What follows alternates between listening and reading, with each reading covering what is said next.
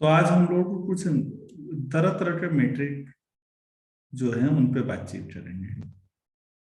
तो मीट्रिक का मतलब समझिएगा दूरी। मीट्रिक मतलब तरह तरह से दूरियां।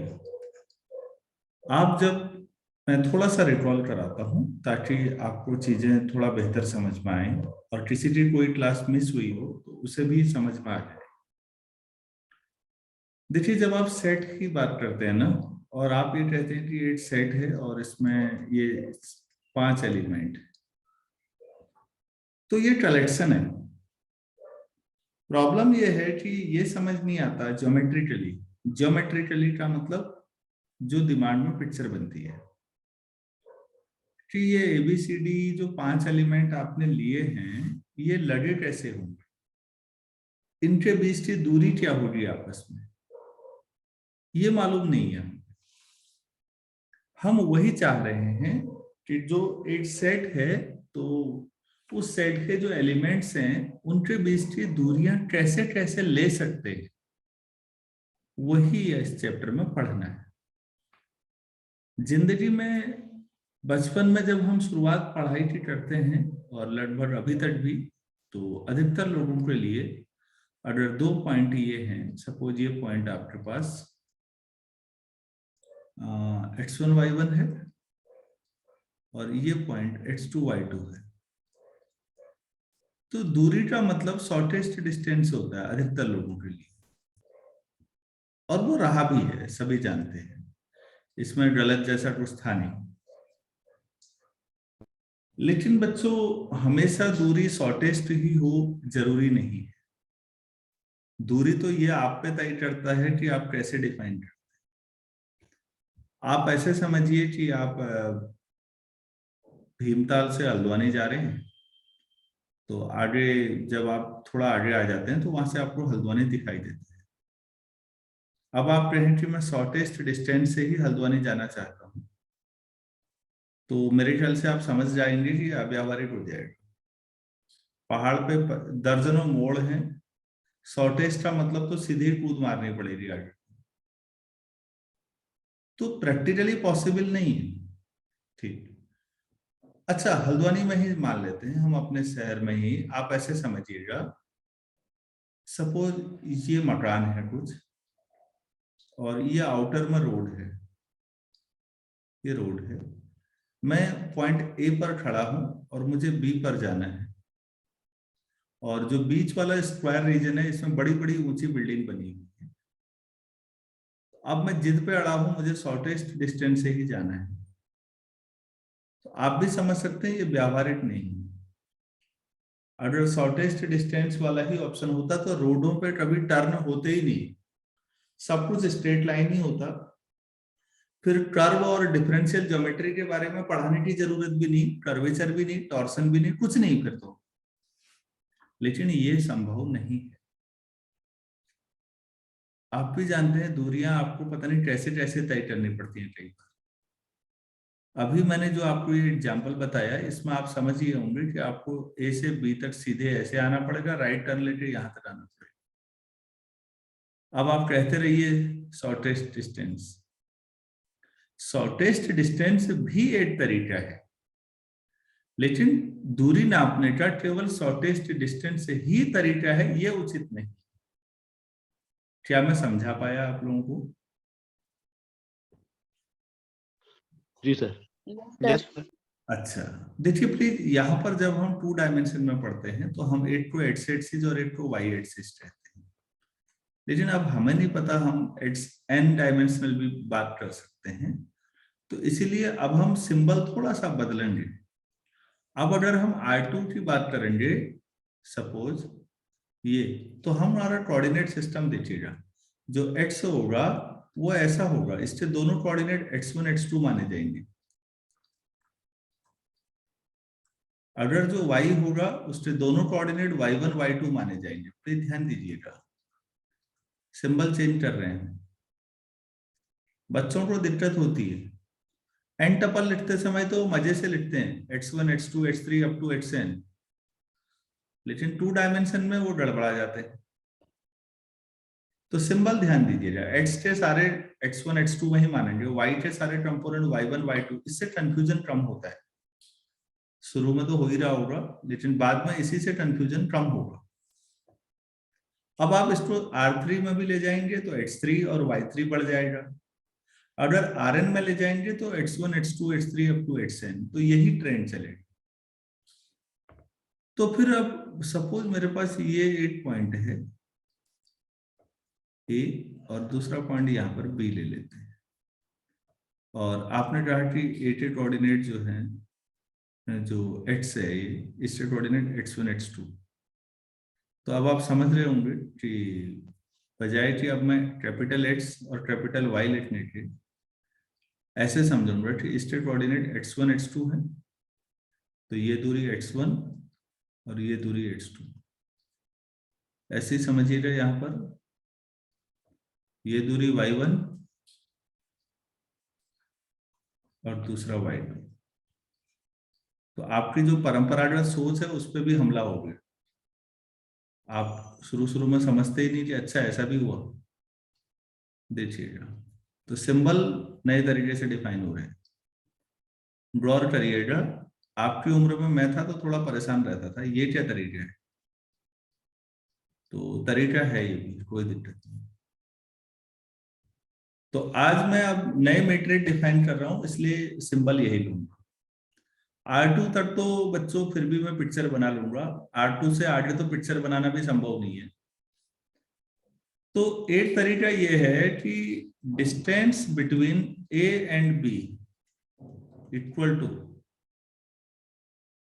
AC plus CB। AC होगा y1 minus x1 mod plus यहां पर y2 माइनस x2 मॉड। आप ऐसे भी ले सकते हैं, या फिर ऐसा कर लो x1 minus y1 mod plus x2 minus y2 mod, आप ऐसा भी ले सकते हैं। तो दोनों के हमने पहले कोऑर्डिनेट्स का अंतर और दोनों के दूसरे कोऑर्डिनेट्स का अंतर लिया है। आप वो ज्योमेट्री से मत देखिएगा, लेफ्ट साइड में जो ये x और y है यहाँ देखिए, दोनों पॉइंट के पहले कोऑर्डिनेट का अंतर प्लस दोनों के दूसरे कोऑर्डिनेट का अंतर। तो अब मुझे ये बताइए, अगर मैं x और y को Rn में ले लेता,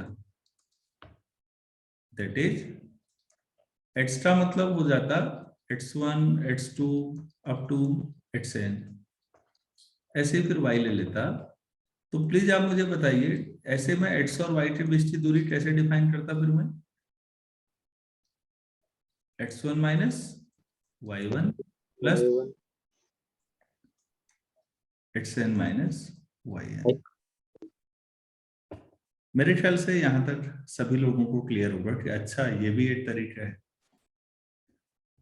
अभी मैंने ये साबित नहीं किया कि ये एक्चुअल में मैट्रिक है, ये आज का काम है, ये प्रूफ करेंगे हम।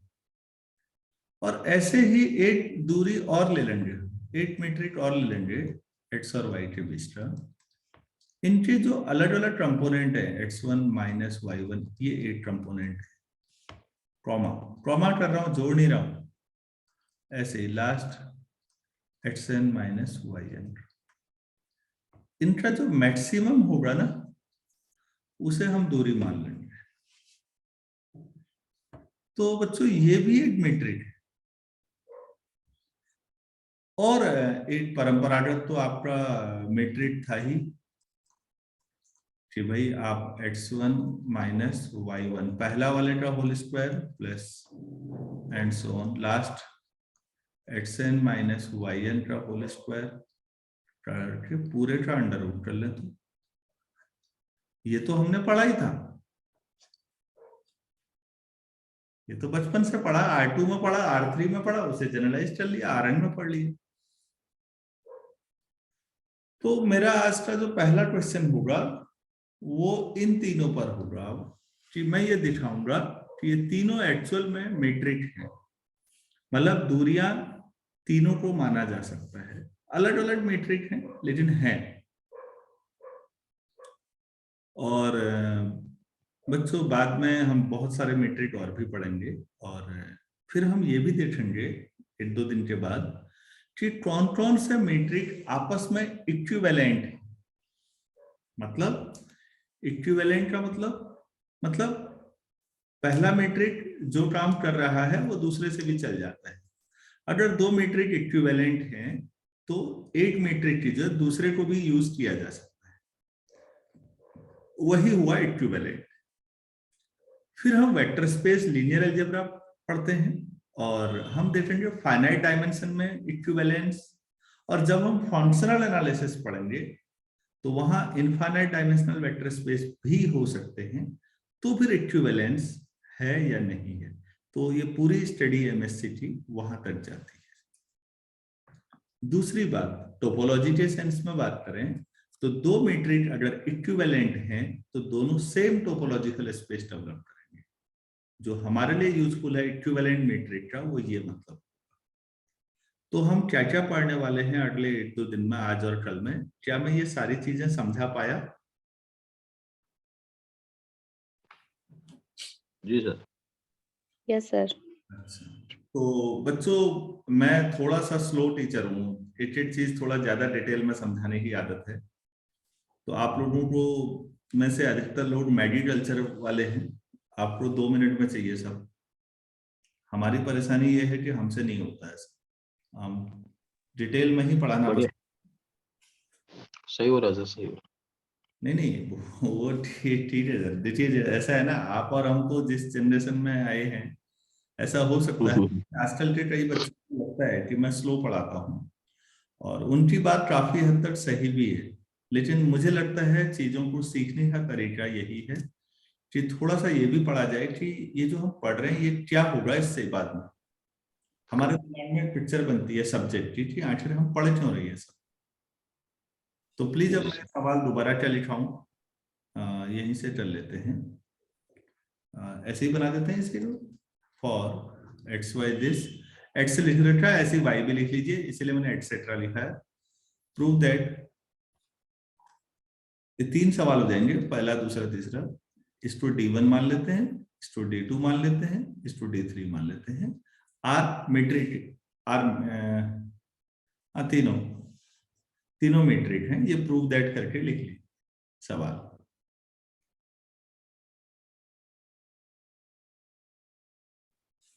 तो हम पहले वाले पे बात करते हैं। और मैं मान के चलता हूँ नॉर्मली हमारी यूनिवर्सिटी वाले ऐसे ही सवाल देते हैं एलिमेंट्री, और इतना भी हमारे बच्चों को आ जाता है, तो 1 सवाल तो यहीं से हो जाना है।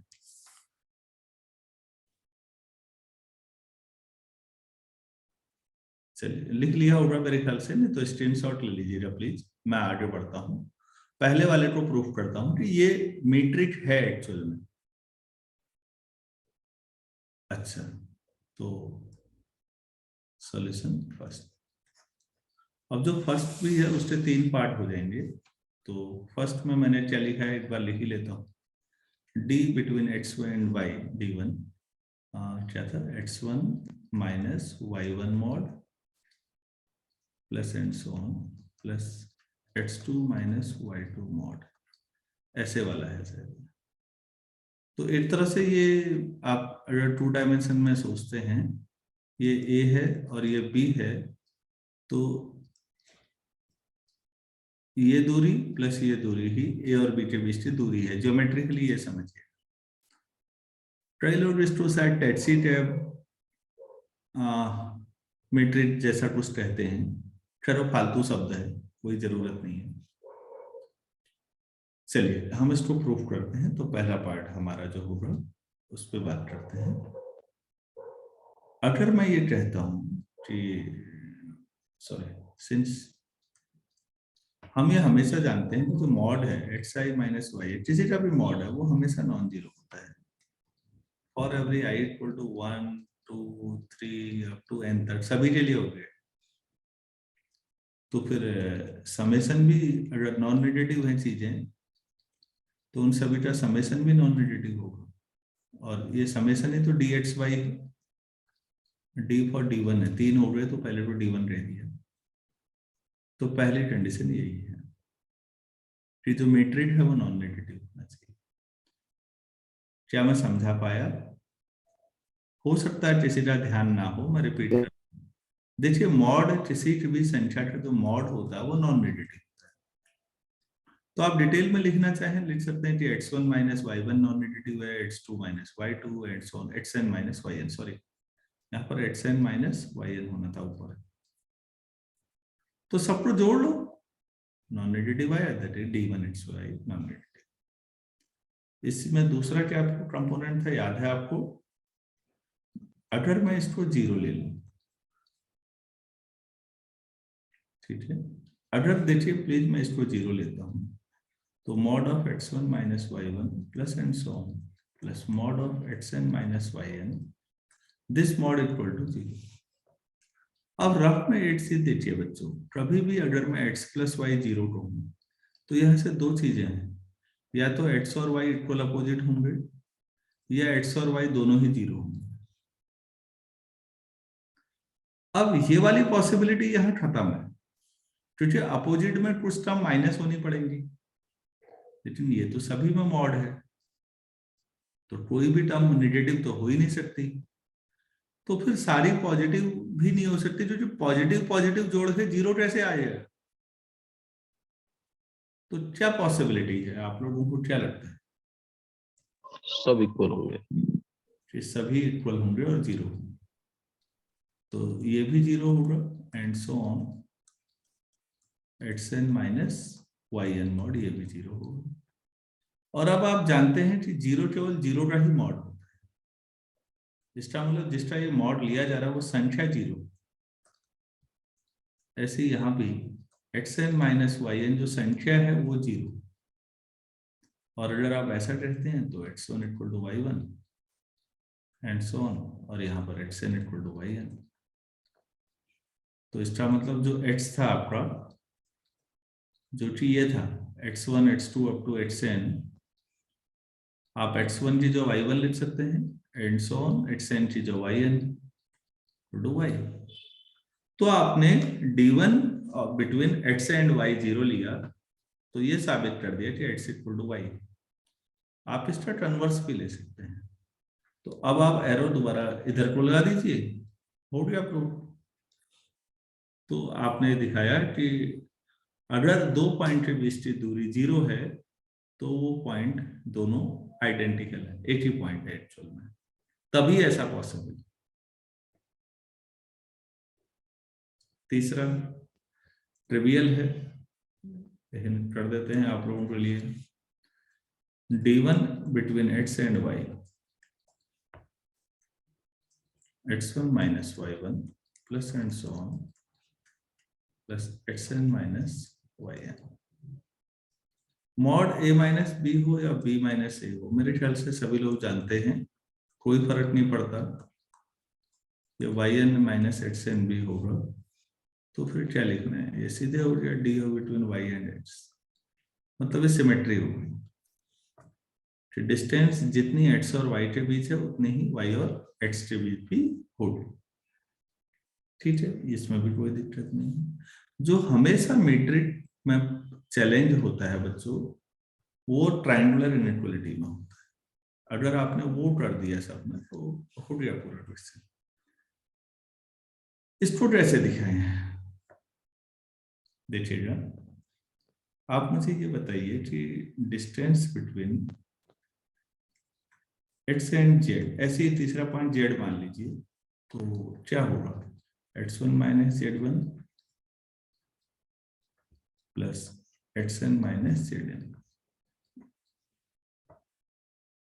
या तो शुरू में लिख लीजिए या यहाँ बता दीजिए कि z आपका क्या है, z1 से zn तक, ये सब Rn का हिस्सा। ठीक हो गया। अब आप ये जानते हैं पहले से ही, मेरे ख्याल से सभी लोगों को पता होगा कि x1 माइनस z1 को अगर मैं x1 minus y1 plus y1 minus z1 लिख लूं, तो इससे बड़ी इनइक्वालिटी हो जाएगी x1 minus y1 plus y1 minus z1। क्या ये सबको क्लियर है? साइड में लिख देता हूं। आप लोगों ने ऐसा पढ़ा होगा कॉम्प्लेक्स नंबर के लिए, ये रियल में भी सही है। Z1 प्लस Z2 जोड़ने के बाद mod less than equal to mod of Z1 plus mod of Z2। सभी लोग सहमत हैं इस बात पे? Yes sir. ठीक है, तो बेटा हमने यही यहाँ भी यूज कर दिया, तो ये आ गया x1 माइनस Z1, ये आ गया। तो ऐसे ही आप x2 माइनस Z2 लिख लीजिए अब डायरेक्ट। तो x2 माइनस Y2 सिमिलरली करके Y2 minus Z2 and so on, और लास्ट में xn minus Zn, xn minus yn plus yn minus Zn। सबको जोड़ लीजिए, मेरे ख्याल से ये भी प्रूफ हो जाना चाहिए।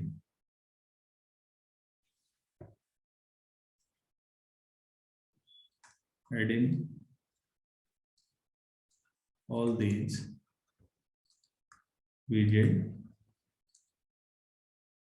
mod x1 minus Z1 plus and so on mod xn minus Zn less than equal to mod x1 minus y1 selected mod xn minus yn। एक ब्रैकेट में लिख लेते हैं इतने को, प्लस x1 माइनस वो नहीं y1 माइनस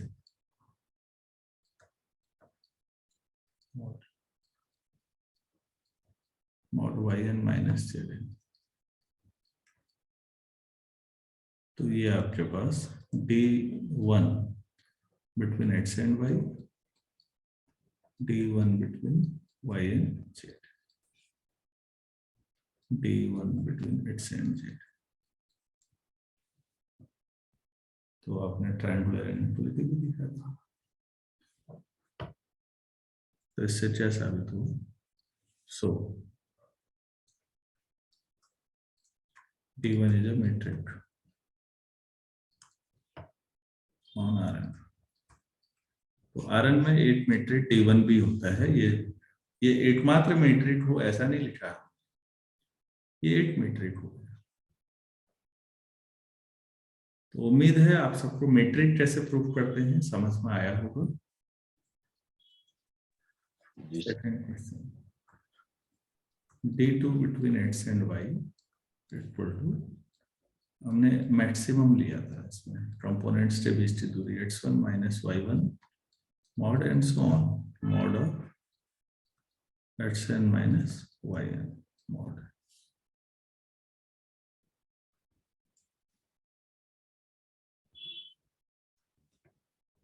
चलिए पहला पार्ट करते हैं।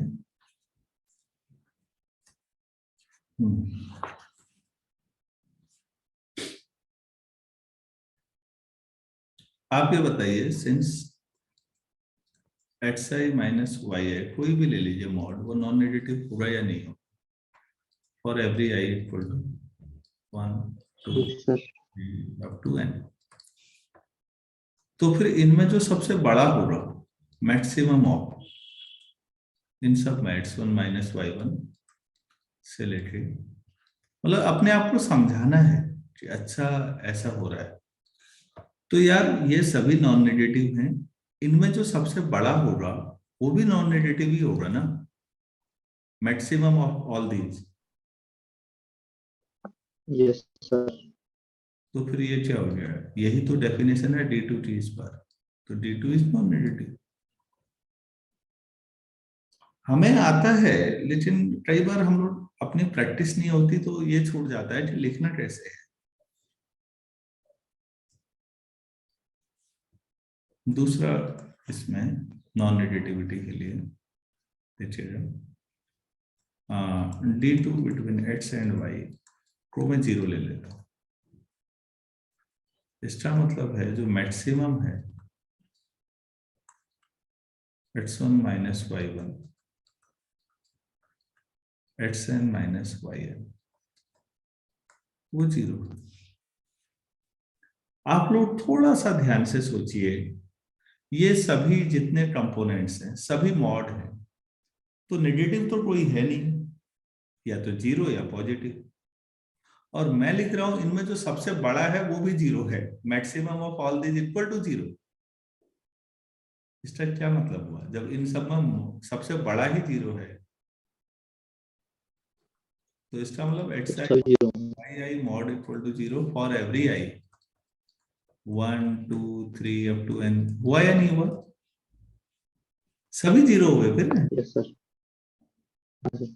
हाँ बच्चों, एक बार दोबारा समझा रहा हूं, देखिए मॉड है इसलिए नेगेटिव कोई भी टर्म नहीं होगी, तो फिर टर्म्स या तो 0 होंगी या पॉजिटिव होंगी। और मैं कह रहा हूं इनमें जो सबसे बड़ी टर्म होगी वो भी 0 है, सबसे बड़ी। तो बाकी कहाँ जाएंगे? नेगेटिव जा नहीं सकते, तो सभी 0 हो गए।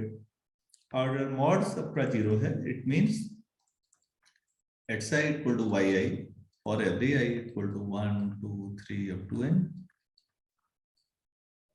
तो फिर इसका मतलब x इक्वल टू y हो गया जब सभी कंपोनेंट बराबर ही हो गए। अब यही एरो रिवर्स लगाएंगे। तो इस तरह से हमने प्रूव किया।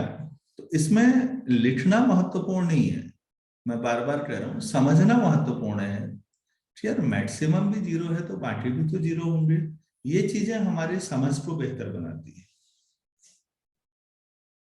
तीसरा तो मेरे ख्याल से ट्रिवियल है, d2 x and y equal to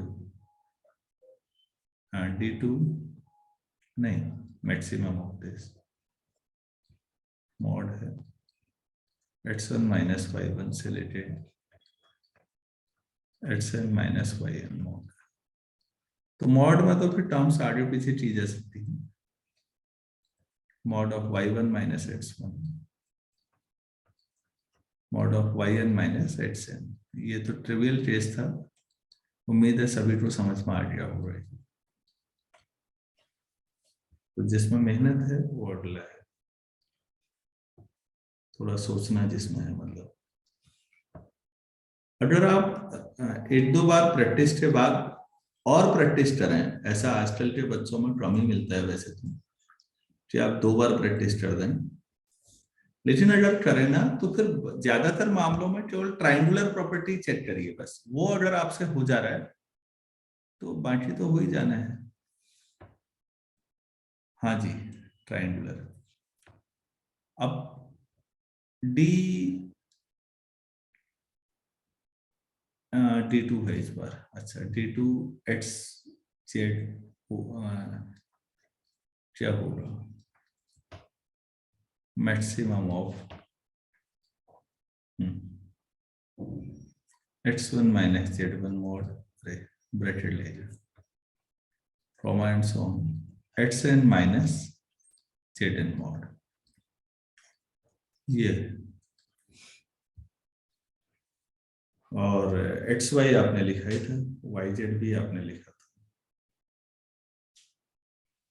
आप ये देखिए x1 minus z1 mod,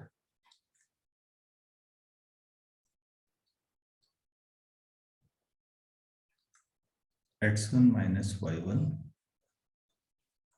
plus y1 minus z1, ऐसा पढ़ा था ना सर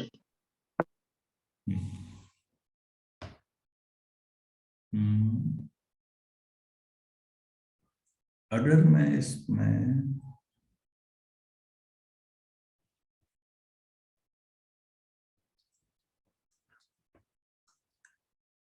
x1 माइनस y1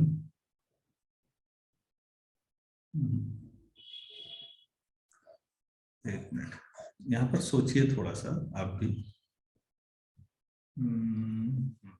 मेरे दिमाग में कुछ तो आ रहा है, ऐसा कर लेते हैं। मैक्सिमम ऑफ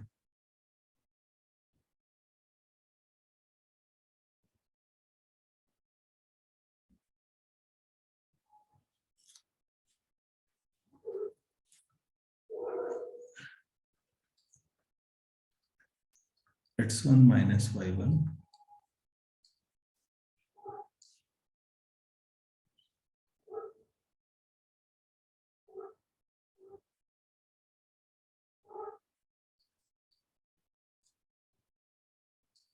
ब्रैकेट लगाना जरूरी है।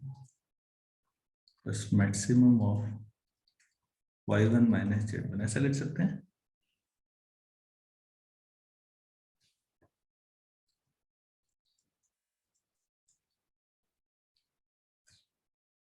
ये ठीक है या नहीं, ये सोचे तो।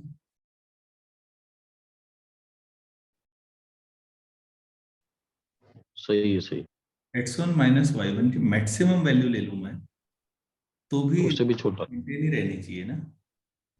ऐसे y1 माइनस z1 की भी मैक्सिमम वैल्यू ले लूं। क्या बाकी लोग भी समझ पा रहे हैं? तो ये तो सिर्फ एक ही पॉइंट के लिए होना, तो कंपेयर कैसे करेंगे मैक्सिमम? अरे तो सिर्फ एक ही उसके लिए हुआ ना, पॉइंट के लिए।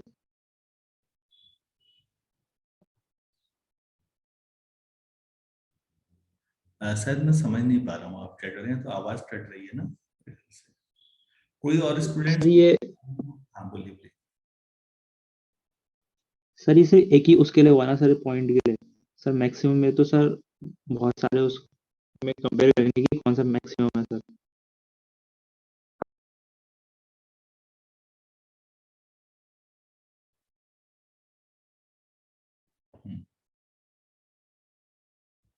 आपकी बात भी ठीक है।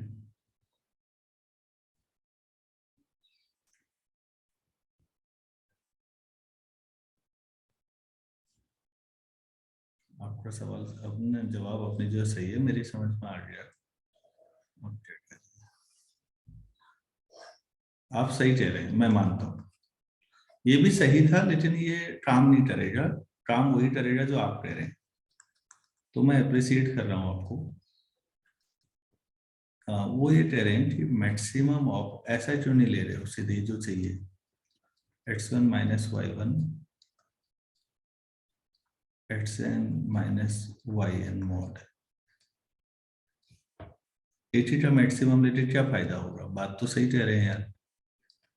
मैं फिर कह रहा हूँ प्लीज, वो जो मैंने लिखा वो गलत नहीं था, लेकिन उससे शायद प्रॉब्लम सॉल्व नहीं होती। जो इन्होंने बोला वो ज्यादा अच्छा बोला, तो मैं इन्हीं की बात मान रहा हूँ। और yn माइनस जेड बेटा मैं अप्रिशिएट करता हूँ, और मैं बाकी लोगों से भी इसीलिए कहता हूँ क्लास में ना हमेशा ये ईगो नहीं होता कि मैंने बोल दिया इसलिए सही है। हमारा उद्देश्य होता है समाधान तलाशना, तो सब लोग मिलकर काम करें, बहुत अच्छी बात है। अच्छा एक बात बताइए, ऐसा लिख के कोई दिक्कत तो नहीं है? देखिए बाकी लोग भी समझिए please. x1 minus y one, x2 minus y n, xn minus y n, जो सबसे बड़ा है वो लिख दिया। अगर वो x1 माइनस वाई वन ही है तब तो ठीक है, वो तो ऊपर वाली लाइन लिखी है ना। लेकिन अगर वो उसके अलावा कुछ और है, मतलब इस टर्म पे बात कर रहा हूँ अभी, इस पूरे पे यहां से यहां तक। लेकिन अगर वो इसके अलावा कुछ और है तो भी कोई दिक्कत नहीं। ऐसे ही यहां भी समझिए दूसरे में, तो ये उनने सही बोला है। तो ऐसे ही सिमिलरली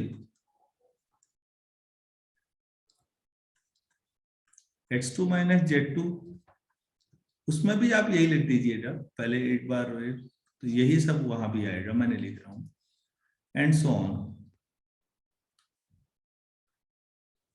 तो आप गौर करेंगे जो मैं अब लिख रहा हूं, आप ये लिख रहे हैं, सो फाइनली आप ये लिख रहे हैं x1 माइनस z1 मॉड जो होगा वो d2 xy और d2 yz से कम है। भाई राइट साइड y, ऐसे ही आपने बाकी टर्म लिखी और लास्ट में लिखा xn माइनस zn, ये भी d2 xy और d2 yz से कम है या बराबर है। क्या ये बात समझ में आई? लेफ्ट साइड गौर करिए, लेफ्ट साइड में ये भी लेस देन इनइक्वलिटी है, ये भी लेफ्ट और लास्ट भी। तो इन सब में जो सबसे बड़ा ले लूं मैं, अगर इधर भी x1 माइनस z1 से लेके xn माइनस zn ये ले लूं, तब भी ये इनइक्वलिटी होल्ड करेगी या नहीं, आप ये बताइए। लेफ्ट साइड वालों में पहले में इनइक्वलिटी है, दूसरे में है, तीसरे में है, एंड सो ऑन, nth में भी है। तो लेफ्ट साइड का जो इन सब में सबसे बड़ा है उसमें भी इनइक्वलिटी होल्ड करेगी ना। ये बात समझ में आ रही है? Yes sir. तो ये क्या था? Distance between x and z less than equal to distance between x and y। हो गया proof? Distance between y and। तो जो दो थोड़े डिफरेंट थे वो मैंने कर दिया। अब जूम मीटिंग का टाइम इसमें तो एंड हो रहा है, तो आज इतना ही करेंगे। तीसरा वाला जो है वो यूजुअल मेट्रिक है, आप लोग उसे पढ़ते ही हैं। डिस्टेंस फॉर्मूला जो था बचपन से पढ़ा है, उसे यूक्लिडियन मेट्रिक भी कहते हैं, क्योंकि यूक्लिड के सेंस में दूरी ऐसे निकालते हैं। जो तीसरा था, क्योंकि वो आपका पढ़ा हुआ मेट्रिक था तो मैंने उस पर अभी नहीं कराया, वो आप लोग खुद प्रैक्टिस करिए, वो मैं नहीं कराऊंगा। बाकी दो हो गए। और कल मेरे ख्याल से ना ये टाइमिंग थोड़ा सा वो हो रही है, हम 6:30 ही अपना टाइम रखते हैं, कॉलेज के लिए देर हो जाएगी वरना। तो सर हाँ जी सर जो ऊपर इनइक्वालिटी है ना सर, ये d2xy और yz, सर इसमें x1 y1 नहीं आएगा सर? ऐसे करके नहीं आएगा? एक मिनट। d2x1 y1 सर नीचे थोड़ा थोड़ा नीचे और ऊपर? सर, नीचे नीचे अच्छा सर, इधर पर ये सो के बाद similarly so x1 minus z1 is smaller than d2 x1 y1 और d2 y1 z1। नहीं, सर ऐसा नहीं सर। ये पूरा का पूरा देखिए तो जिसमें मैंने नीचे अंडरलाइन किया हुआ है ना पूरा, ये पूरा हाँ, मेट्रिक नहीं है अब एक्स और वाई के बीच की दूरी का। ये हो गया। ये पूरा यही तो है। हाँ सर, ये हाँ ठीक है। सर ये दोनों को मिल। हाँ जी चलिए ठीक है, अभी इतना ही करते हैं। कल 6:30 पे मिलिएगा सुबह प्लीज। टाइमिंग ध्यान रखिएगा। हाँ 6:30।